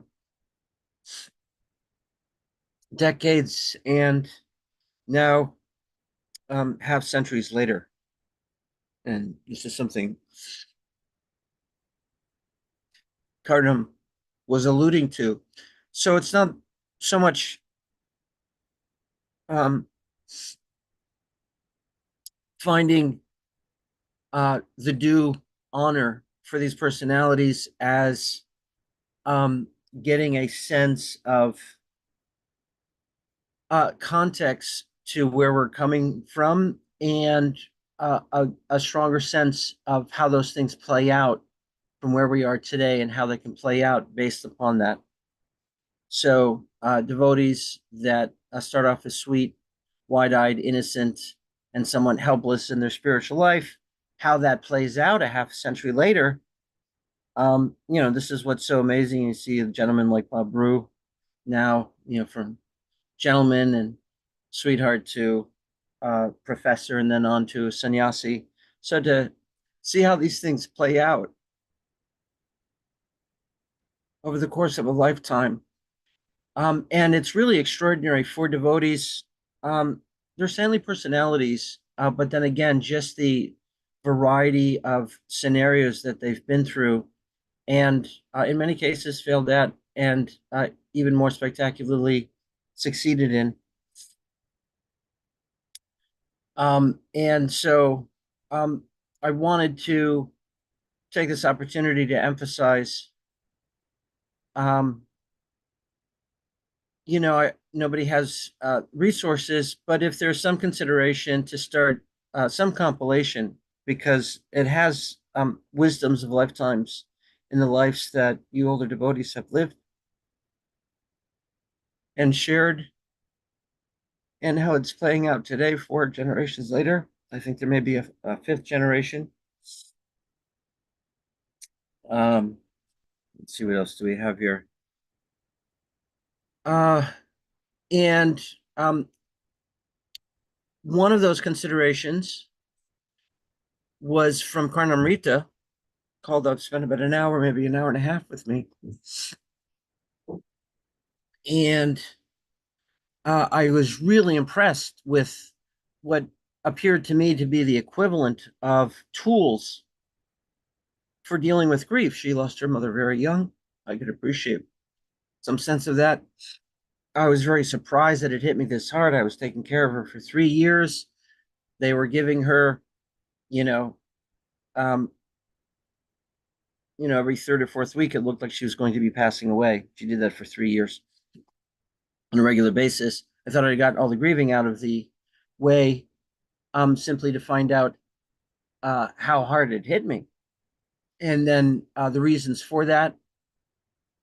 For example, her health was improving, and it looked like we would be able to move things to the next level, such as going to Vrindavan, seeing her granddaughter there. My daughter in Vrindavan just married wonderful Pujari from Radha Raman.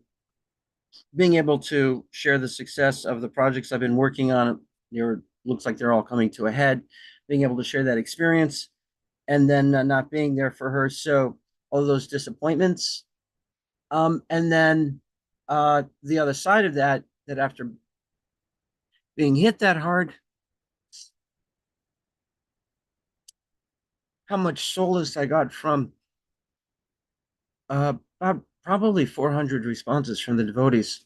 One of the big ones being, because it really weighed on me that I wasn't there for her passing. I was supposed to actually be there that day. The filming ran a day late, so I was going to be there the following day, and we were going to be getting her out. We're going to be setting up this new facility for her, etc. It's going to be sort of the exciting culmination of all these things that we've been working on in the previous 6 weeks that she was in the hospital. Then to find out that, so maybe 2 or 3 dozen devotees wrote in and said, and many of them firsthand, about how they left the room and then their loved one passed away. That was really very powerful for me. That apparently there's some pattern where the loved ones can't leave until they're free to go.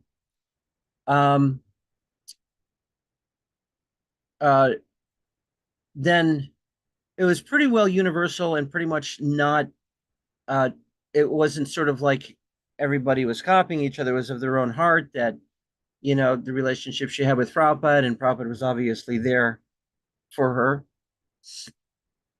really brings such a powerful sense of interdimensional relationship, makes it very tangible, right? Like, yeah, Prabhupada was there. And then hearing from Bhakti Pavana that the particular time that she had passed away was favorable for liberation. So each of those things played a really big part in helping to pacify the regrets. So, and that's another thing is that I had all these things I wanted to share with her, not getting to do so. Those regrets came into play. And so this is what I'm referring to as a tool set, a faculty for dealing with grief. We're all going to have to deal with it. And so to have a program that would start putting these elements together, I could see how this could have derailed me. And having these interventions, thank you, Karnam. And I got through the grief part, the memorial. I mean, the cremation was very interesting. How that created an energetic shift, and it just sort of freed me up in a way that just hadn't been there, actually, for years. That was very powerful. But then I just couldn't get the logistics together for her cremation. It was originally covered with hospice, and then hospice pulled out. They were upset that I took her to the hospital for the 5th time. And hospice is a 2-year increments. They're expecting you to pass away in 2 months, 2-month increments. And they were a little exasperated that I kept extending her life. And so they're like, we're not going to have anything to do with it. So now she passed away, somewhat as a surprise. I wasn't able to take care of it.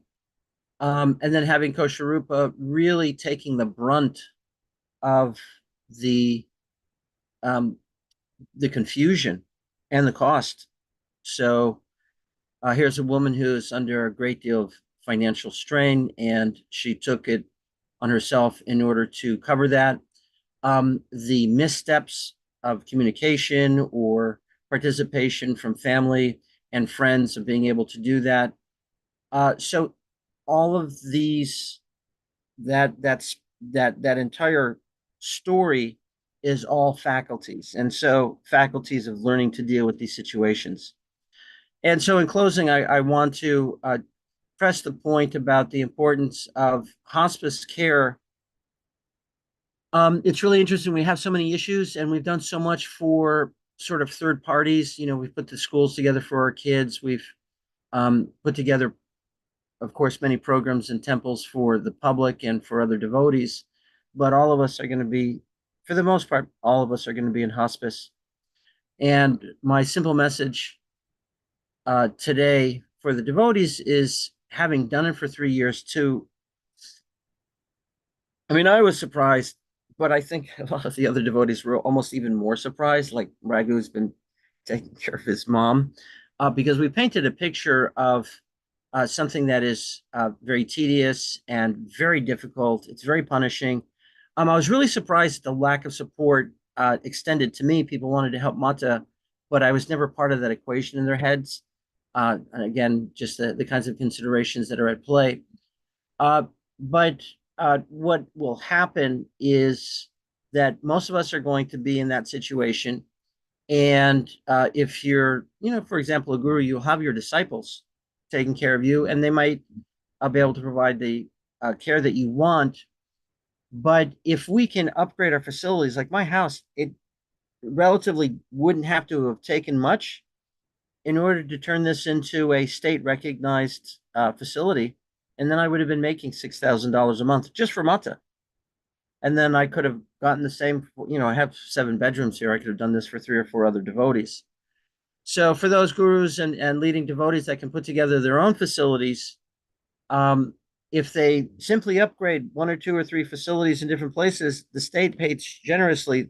That's for a private home such as ours. Here in Hawaii, the low end sort of worst case, these are like the ones that you don't want to go to. It's $10,000 a month, those retirement homes. And on average, it's $15,000 a month per person. So I don't want to turn this into a business pitch on her memorial, but this remains to be one of the biggest gaps in her life and would seem to be somewhat unnecessarily so. And so if there's any devotees that want to put in a little bit more reconsideration of doing this, please contact me. I have firsthand. It's significantly easier and it's significantly more rewarding, as much financially because of the government services that are there, as it is to bring home everything that we're about as devotees. So, there's chanting japa, but then there's chanting japa to, your mom who's somewhat conscious, but not very effective. Raviji, Yeah. this is Samapriya, sweetie.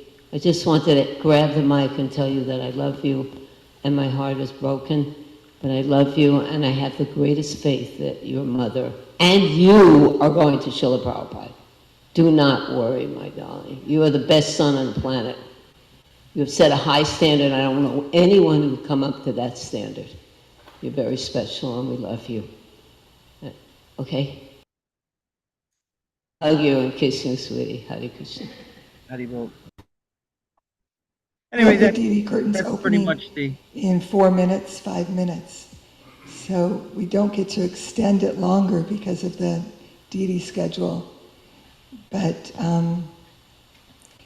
I hope, please finish while we're moving chairs around, and let me just announce there's Mother Rangavati Devi made some lovely ladus, Jagadhatri love ladus, and Shama Mandali made some nice cake and some tea, so we'll be serving that right outside the temple room door on this side.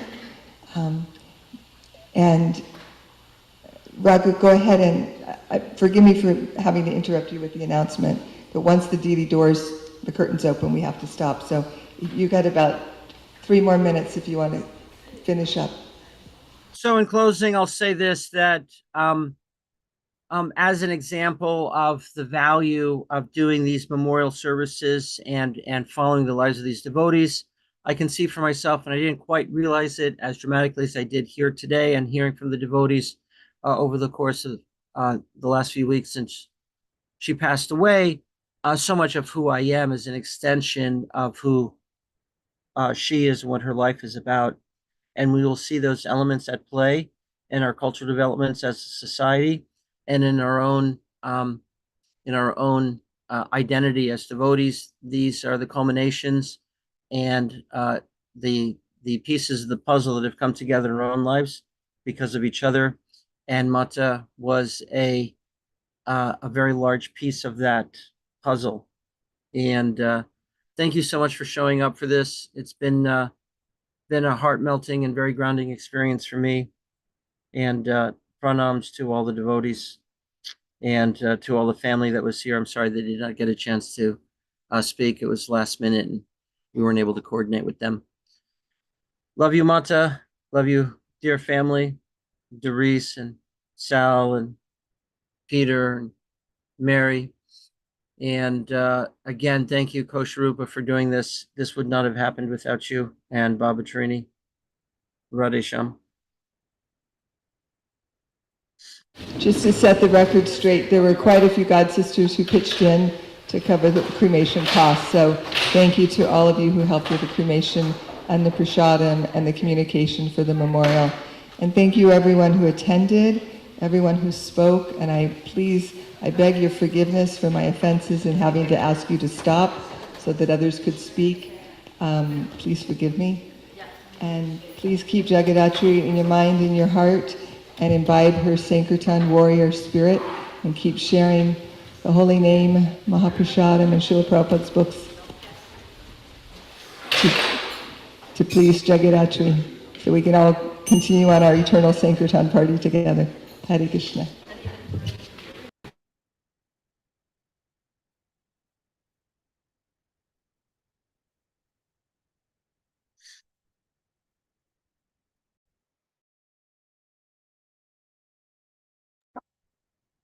Thank you, everyone, for participating. Over. Thank you Yes. for putting this together, Vaishnavi. Thank It you. was No, really appreciate you taking care of the technical side of that. really a small fly here. No, nothing. Raghu, I can't believe it. With many eyes. Raghu. Yeah. Thank you, I everyone. wanted to say thank you, and for Bhavatarini, you know, some of us don't have to run away, and maybe you could sing that song because we would really love Oh, to sure. hear you Okay. sing that song to your friend.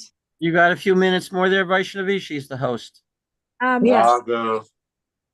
Well, if Yes. the curtain's open, I'll stop singing. Okay. So But they can. I don't think we're part of the community temple room anymore. We're Yeah, good. the temple room's closed. Oh, They, it's closed. they Okay. can Yeah. mute us. They can mute us in the temple. So yeah. Jonathan. And Oh, there's wait. nothing so bad that the deities open and hear you singing. Okay. That's a wonderful thing. I don't know how to fix my my Zoom so that you can hear the guitar, but I'll try. Let's see. Can you strum it? Let me see. We can hear it. Huh? We can You hear can it. hear? Okay. Can I This say is- one thing as a musician? When you try to sing and do guitar over Zoom, they cancel each other out. It's better that you, like, if you just sing and you keep the guitar like a little far from the mic, you'll be able to hear your voice. But Yeah. guitar, and it gets cut up. If Yeah, you try I've done it a lot. Usually you just hear a little bit of the guitar because the guitar's lower than my voice. So, but I'll see. So Can I say something? Can you? yes. You're muted. Can I what? Can you sit like 6 or 7 inches, or put the camera a little away from you so we can see your photo? So you Now can see what? we can see your face properly. Oh, okay. Otherwise, it was getting cut off by no. Perfect. Leave it right there. It's good. It's good. Leave it just like that. Well, I have to get something not to fall over. Oh.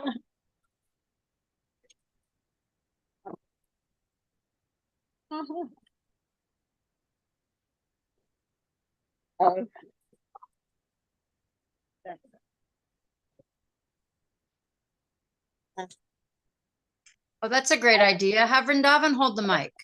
He's not here. He's talking to Raghu on the phone. Okay, where's my? I don't know. Okay, it's not. Oh, they want you to hold the phone for me. You want to come? Okay. So I hope it turns out and I can sing. This song was written by Mangalananda, and he started the traveling roadshow with Kirtananda from New Vrindavan with this song. And I used to sing it. And for a short time, I was the lead singer of the roadshow. And then Jagaddhatri and I used to travel together, and I'd take my guitar, and everywhere we went, she'd tell people, oh, Bhavatarini is a famous singer from America, like Thailand and that. And I would perform at different venues, like openings of places where I just came up, and she would say, oh, you know, she's a famous singer from the US, and everyone would listen and chant Hare Krishna with me.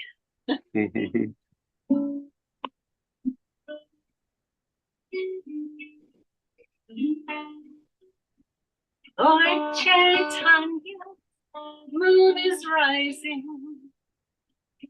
and you know, it's not at all surprising that we're singing in the streets, telling everyone we meet, we're going home, we're going home. World is dark and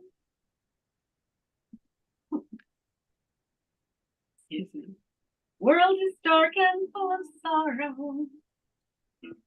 Will there come a bright tomorrow? Will the heavy-hearted man ever see daylight again? Or will they cry forever, cry?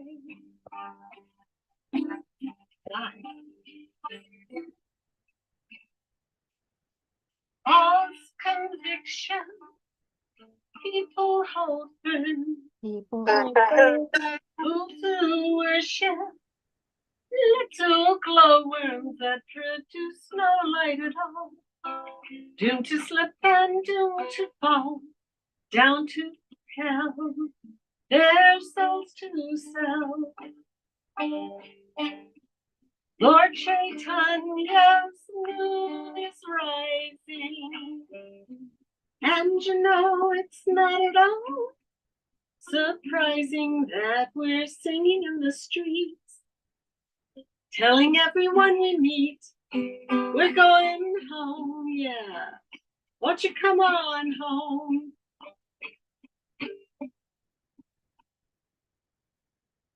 There's a quarter moon overhead now. I must serve Chaitanya somehow. He's the golden avatar, spreads the names of Krishna far to every town. Hear the holy sound. Prabhupada has Chaitanya's moon glow. Greater blessings, who can bestow? Our deliverance is certain. Guru Maharaj brought kirtan to every girl and boy. Transcendental joy. Lord Chaitanya's moon is rising, and you know it's not at all surprising that we're dancing in the streets, telling everyone we meet, we're going home. Won't you come on home?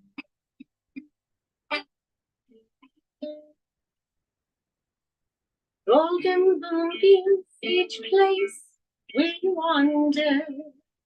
Fix this mind on Gaurachandra. He made lions chant and dance.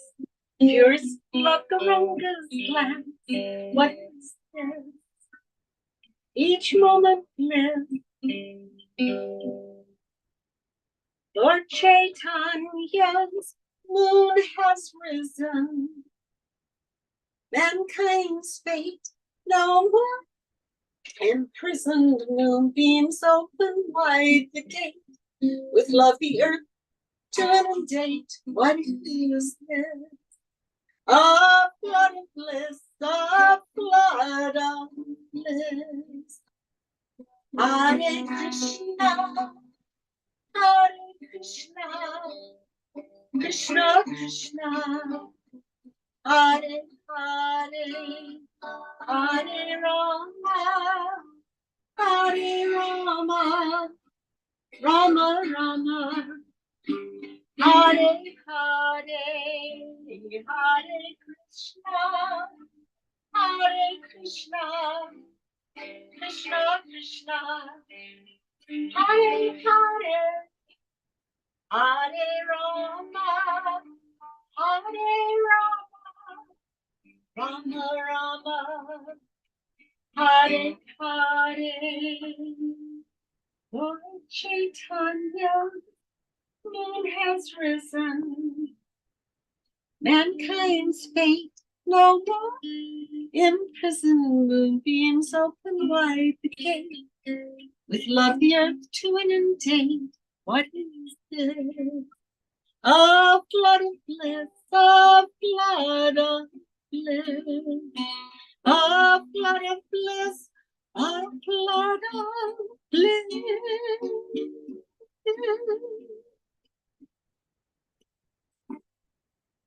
Jai. Jai. So, Hare Krishna. So, Vaishnavi, was this recorded by any chance? Yes. So I'll be able to get Karnam and Baba and Samapriya again. Raghu. Send the link. Yeah. Jai Raghu. Jai. Marie, are you awake? He's so sick. He just got out of the hospital. He's not awake. Or you just want to say, just say Hare Krishna. the Zoom, everyone who's left there. I just wanted, I'm not showing your face. Yeah. You only see mom's face. Yeah, you can just see my face. He just did his pranams and everyone. And thank you for doing this memorial program. It was wonderful. Vaishnavi, I don't know you, but I wanted to say thank you if this is something that you put together. I did. This reminds me of how it used to be when they called, before we became a big part, ISKCON became a big entity. We were so personal, and they used to call the Sunday gatherings the love feast. And this feels a little bit like a Sunday feast within a small group or a family of people. And yeah, I don't care for gatherings that are impersonal, because they get so big and they become rather, they're just pushing functional buttons. And when we get to a gathering like this, I don't know at what extent, Vaishnavi, you were part of it, or Kosharupa, but I wish, we all live so far apart now. I wish Jagadhatri brought us all together, and it reminds me of how, hey Nipana, in small ways, we all came together and tried to be a family, and all I can say is after this Zoom, I'm just like, I got to get myself to Hawaii to be a part of the community, and just, like Ashram Swami is so beautiful the way he spoke. They're kind of scattered in Hawaii. Yeah, they're scattered. That's okay. I don't go with expectations, but Nipana flew over when Jagaddhatri passed away, and we did a memorial at 4 Mile, the beach. That's beautiful. Yeah, thank you so much for that. That was the first sense of like some orientation I was getting. Bobby, you coming over was yeah, well, Jagaddhatri told me I had to take care of you if she died, so better late than never. So I picked him up at the airport with Nipana and everyone. Amrita. Amrita picked you up at the airport. Yeah. It's so nice to meet you, Vaishnavi. Thank you. Well, thank you so much for your time for this. Yeah. On such short notice.